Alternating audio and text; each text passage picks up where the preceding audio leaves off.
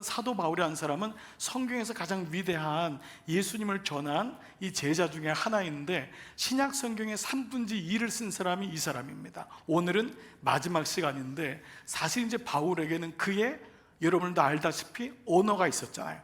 바울에겐 그의 언어가 있었어요. 그의 격려, 그의 가문, 그냥 건들기만 하면 자랑하고 싶은 로마 시민권자, 2000년 전의 로마 시민권자. 그는 그냥 대대로 먹고 사는 게 해결된 사람이에요. 그는 또 가말리알 문에서 공부한 사람이에요. 그리고 학위가 몇 개나 있는 사람이에요. 그의 어떤 명성, 또 율법 언어에 대한 해박함, 그건 납비였거든요. 게다가 개인적으로 바울은 똑똑한 사람이거든요. 게다가 논리가 아주 명확하고 누구에게도 지지 않는 열정이 있었고, 또 게다가 그는 고집스러움도 있었죠. 그게 그의 언어였던 거예요. 그는 그 언어로 살아갔던 거예요. 근데 놀랍게도 오늘 사도행전 28장의 마지막 말씀에 그의 언어가 바뀌고 있어요. 그의 언어가 바뀌어요. 그의 언어가. 그래서 오늘 사도행전 28장의 마지막이 31절인데 첫 번째 등장하는 단어가 뭐냐면 바로 이 단어예요. 하나님의 나라. 하나님, 이게 변한 거예요. 하나님의 나라. 그러면 주님이 하나님 나라면 땅의 나라를 무시할까요? 여러분, 그런 차원은 아니잖아요. 하나님 나라를 전파하고 그 다음에 나오는 단어가 주 예수 그리스도에 관한 모든 것을 다 같이요 담대하게 거침없이 가르치더라. 이 단어가 사도 바울에 대한 마지막 기록이에요. 도대체 어떤 인생을 살았길래 담대하게 거침없이 가르쳤다라고 나올까? 오늘 본문은 사도행전의 마지막 본문이죠. 자, 그는 죄수의 신분이었지만은 그토록 바라던 로마, 이탈리아의 로마, 그 당시 로마에 도착합니다. 그러나 고난이 많았죠. 그러나 고난 속에서도 사도 바울을 계속해서 이 만들어가고 있는 단어를 오늘 또 얘기해요. 23절에 이런 단어가 있어요. 말씀이 있어요. 또 보세요. 23절에 그들이 날짜를 정하고, 이건 로마에 있는 믿지 않는 사람들이에요. 바울이 있는 걸 알고 바울이 셋집에서 2년 동안 유하게 되거든요. 재판을 기다리는 거예요. 바울은 로마 시민권을 가졌기 때문에 황제에게 읍소를 하면은 황제가 재판을 해줘야 되는 거예요. 그때까지 2년을 기다리는데, 그때 사람들이 날짜를 정하고 그가 유숙하는 집에 많이 온 거예요. 그래서 바울이 아침부터 저녁까지 강론하는데 뭐를요? 하나님의 나라를 강론하니 증언한 거예요. 그 뒤에 말씀이 또 어떻게 되죠? 모세의 율법과 선지자의 언어. 모세의 율법과 선지자의 언어가 뭐지요? 구약이에요. 이걸 그렇게 구약이라고 그래요. 모세 오경과 선지서의 말씀이 39권의 구약인 거예요. 이 구약의 언어를 가지고 푸는 키가 뭐냐 하면 예수라는 거예요. 이걸 구속사적 묵상이라고 해요. 성경을 에피소드로 보는 게 아니라 예수 그리스도라고 하는 구속사로 구원에 대한 줄기를 붙잡고 묵상해 나가는 거예요. 바울은 바로 마지막에 이 구약을 예수에 관한 것임을 알게 됐고, 그것이 바로 하나님 나라인 것을 전하고 있습니다. 자, 이렇게 사도 바울은 마지막까지 사실 재판을 앞두고 언제 죽을지 모르는 거예요. 근데 그의 고백에는 담대하게 거침없이 가르쳤더라. 마치 인생의 죽음을 두려워하지 않는 것 같은 모습을 보게 됩니다. 오늘 설교 제목이 진짜는 끝이 아름다운 사람이다. 저는 지난 시간 목회하면서 진짜 이게 맞아요. 왕년에 뭐 한 거 중요하잖아요. 여러분, 우리 사실 왕년에 빌딩 없는 사람 아무도 없잖아요. 아멘. 우리 왕년에 빌딩 다 있었잖아요. 왕년에 다 했잖아요. 왕년이 중요하잖아요. 믿음은 왕년이 아니에요. 믿음은 뭐지요? 지금이에요. 가장 아름다운 시간은 옛날이 아니에요. 지금이에요. 80이 넘은 우리 권사님 한 분이 그러더라고요. 목사님, 저는 지금 가장 아름다운 시간을 보내고 있습니다. 그분은 예수님을 만났거든요. 지난 시간의 예쁨, 아름다움, 그게 진짜가 아니에요. 그러니까 정말 지금의 나는 가장 아름다운 시간, 이 시간을 경험하고 있는 거예요. 그렇다면 진짜는 끝이 갈수록 그게 진짜 아름답잖아요. 그러기 위해서 여러분이 지금 이렇게 열심히 사는 건 아니겠어요? 그런데 정말 하나님의 눈으로 끝이 아름다운 인생을 살려면, 바울은 분명 그러했다면 도대체 무엇 때문에? 그래서 오늘은 사도행전 전체를 마무리하기 때문에 사도행전 전체 나온 바울의 인생을 우리가 추적하면서 두 가지가 있었음을 알게 되는 것 같아요. 그래서 오늘 여러분들이 주보에 보시면은 늘 주보에 그 설교 요약이 나오잖아요. 그러면 두 가지 질문이 항상 나오잖아요. 근데 오늘은 브랭크를 했어요. 가로를 집어넣었어요. 자, 가로에 한번 넣어보자고요. 무엇이 진짜 그의 인생을 아름답게 할까? 사도 바울의 무엇이 그의 인생을 끝까지 저렇게 담대하게 거침없이 살게 했을까라는 거예요. 첫 번째는 바로 이 단어예요. 사생관이라는 단어예요. 사생관 때문에 라는 단어예요. 바울은 율법과 자기 자신이라고 하는 똑똑함의 언어를 가지고 살았던 사람이잖아요. 그런데 살고 보니까 살고 죽는 게 이 언어로 안 된다는 것을 알았어요. 알은 거예요. 은혜죠. 여러분 어떠세요? 어떤 분은 나이가 60이 넘어도 내가 인생의 주인으로 막 살아요. 근데 어떤 분은 20살 안팎이 됐는데 하나님이 인생의 주인이라는 것을 고백하는 청년도 있어요. 그게 나이의 문제가 아니에요. 인생의 문제는 정말 하나님의 은혜가 내게 들어오는 게 정말 중요하잖아요.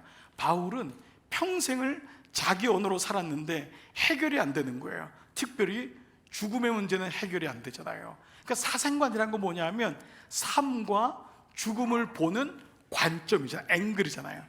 내가 삶과 죽음을 어떻게 보냐에 따라서 그의 삶이 정의가 되고 죽음을 맞이할 수 있잖아요. 모든 피조물 가운데 인간만이 죽음을 받아들이지 못합니다. 자기에게 죽음이 온다는 건 알지만 막상 왔을 때는 못 받아들입니다. 그리고 인간만이 죽음을 가장 힘들어하는 존재입니다. 여러분 집에서 기르시는 개나 고양이는요 죽을 때 알아요. 저는 시골 목회할 때 소도 키워봤는데 소도 죽을 때를 알아요. 근데 그걸 받아들여요. 받아들입니다. 인간만이 그걸 못 받아들여요. 막 못 견뎌요. 그리고 고난을 너무 아파해요. 왜 그럴까요? 이것 자체가 문제가 있는 건 아니에요. 그건 뭐냐면 우리 안에 하나님의 형상인 영혼이라고 하는 DNA가 우리 안에 있음을 성경이 말씀하고 있어요. 인간이 왜 죽음에 대해서 유일하게 두려워하냐면 우리가 영원토록 살도록 지음 받았던 존재이기 때문이라는 거예요. 자 보세요. 전도서 3장 11절 말씀. 하나님이 모든 걸 지으셨어요. 그리고 모든 것에 때를 따라 아름다움을 주셨어요. 그런데 사람에게는 단수예요. 사람에게만은 영원을 사모하는 몸을 주셨대요. 그러니까 사람만이 영원히 살 것에 대한 마음이 있는 거예요. 그래서 죽음에 대해 두려운 거예요. 영원히 살고 싶어하는 마음이 있는 거예요. 여러분 사람만이 여러분 그 비타민 먹는 거 아시죠?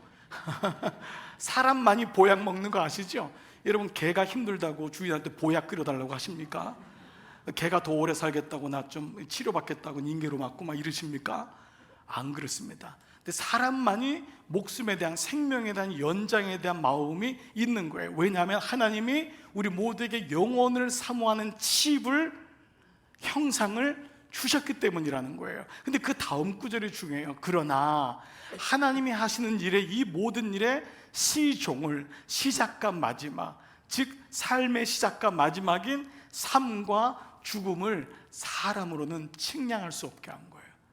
아무리 컴퓨터가 과학이 발달해도 인간의 죽음의 문제를 해결할 수가 없는 거예요. 그래서 여기까지만 보는 거예요.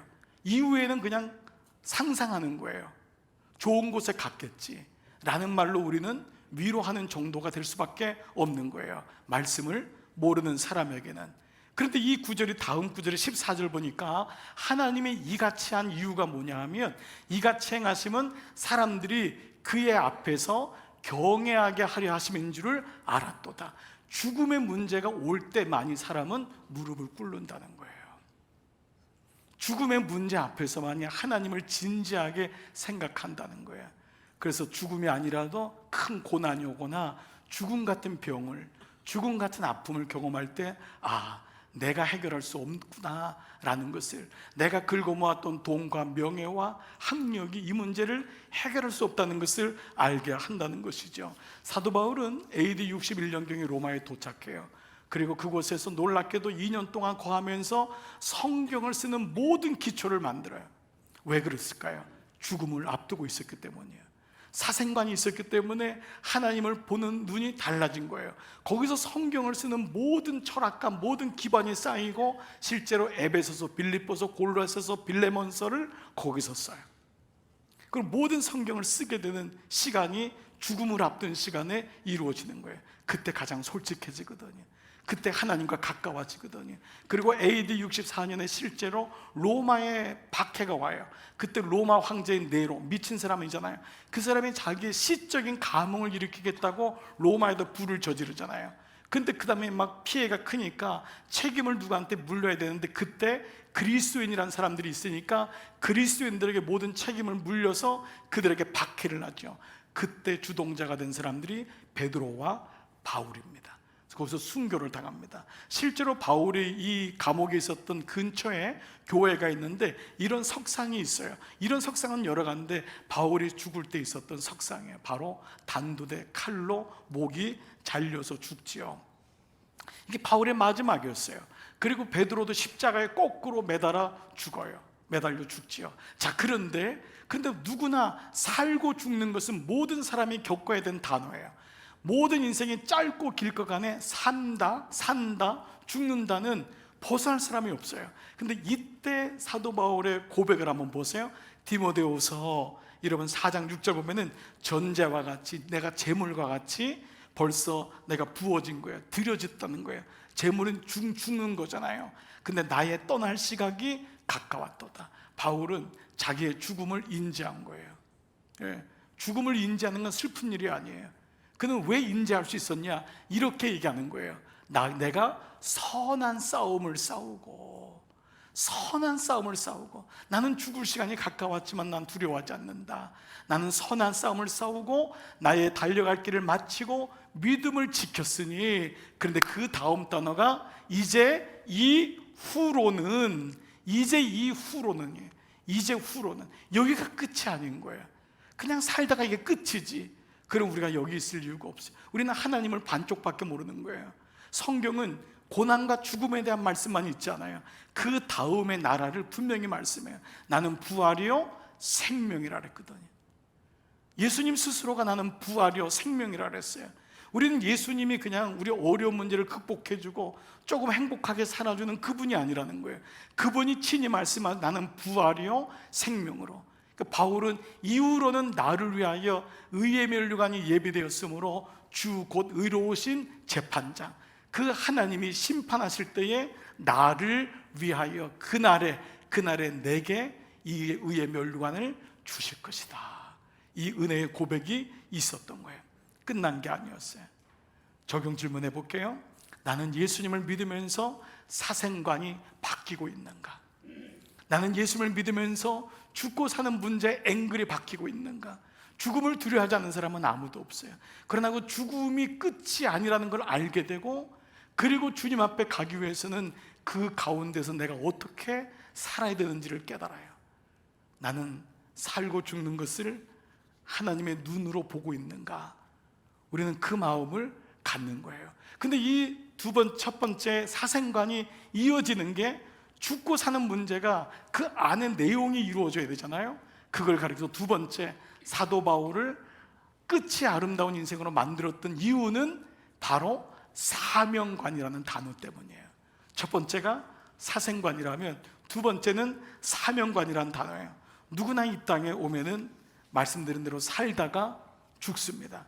그런데 이 땅에서 만약에 살다가 죽을 때 내가 마땅히 해야 될 일, 목적을 발견했다면 여러분, 그 사람은 행복한 사람이라고 할 거예요. 보통 그 사람을 우리는 사명이라고 해요. 그러나 이것은 사명에 대한 온전한 해석은 안 돼요. 왜냐하면 사명이라는 한자가 그런 뜻이 아니에요. 사명이라는 한자는 지킬, 시킬 사 혹은 심부름 사예요. 명은 명이 아니라 목숨명이에요. 그게 뭐냐면 시킨 사람을 위해서 목숨을 거는 거예요. 이게 사명이에요. 사명은 심부름 받은 사람이 그 심부름 받은 것을 위하여 목숨을 거는 것을 사명이라고 해요. 지금 무슨 말이죠? 시킨 사람이 있는 거예요. 사명은 내 안에서 내가 만들어지는 게 아니에요. 여러분의 사명이 만약에 나 아이 잘 기르고 이걸 사명이라고 하는, 이건 본능이에요. 모든 사람 다 그렇게 해요. 여러분 집을 하나 사는 게 내 사명이다, 여러분 그건 사명이라고 굳이 할 필요는 없어요. 그냥 목적을 갖는 거예요. 내가 이만큼 올라가겠다, 그걸 사명이라고 하잖아요. 사명은 하나님이란 단어가 꼭 들어가야 돼요. 하나님이 원하시는 게 뭘까? 내가 이렇게 열심히 사는데 이걸 통해서 하나님이 원하시는 게 뭘까? 내가 자녀를 이렇게 최선을 다해 기르는데 하나님이 이 아이에게 원하시는 게 뭘까? 즉 바울에게는 주어가 발견된 거예요. 바울은 지금까지는 나를 위해서 하나님 믿었던 사람이에요. 근데 어느 날 하나님이 내 인생 속에 들어오는 거예요. 왜요? 사생관이 되니까. 살고 죽는 게 내 마음대로 되는 게 아니었구나 라는 것을 알게 되니까 그 안에서 주님이 원하시는지를 찾아가는 거예요. 먼저 잠깐 물어볼게요. 여러분이, 저는 마음속에 오늘 말씀을 듣다가도 여러분을 향한 주님의 사명이 있는 분도 있겠지만, 이미 찾은 분도 있겠지만, 잘 모르시는 분들도 이 말씀을 통해서 여러분이 찾아가게 되기를 좀 기도하는 마음이 있어요.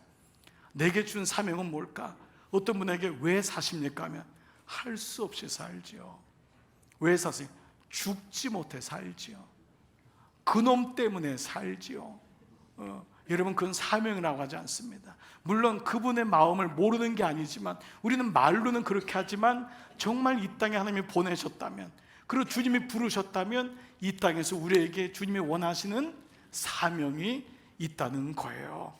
사명이라는 것은 살아야 할 이유이고 내 삶의 목적이에요. 지금은 잘 모를 수 있어요. 그러니까 예수를 믿어간다는 것이 사명이 회복되는 거예요. 찾아간다는 거예요. 자, 사도 바울이 빌립보 3장 12절에서 이런 고백을 해요. 내가 이미 얻었담도 아니요 온전히 이뤘담도 아니라 오직 내가 그리스도 예수께 잡힌 바는, 이게 수동형인데 이게 수동형이 두 개, 피동체가 두 개잖아요. 그러니까 내가 그리스도로부터 받았다는 말이에요. 내가 그리스도로부터 받은 사명을 붙잡고 그거를 잡으려고 내가 달려간다는 거예요. 하나님으로부터 받은 것, 하나님이 이렇게 나에게 이 마음을 주는구나, 이렇게 살는, 그게 크던 작던 관계없어요.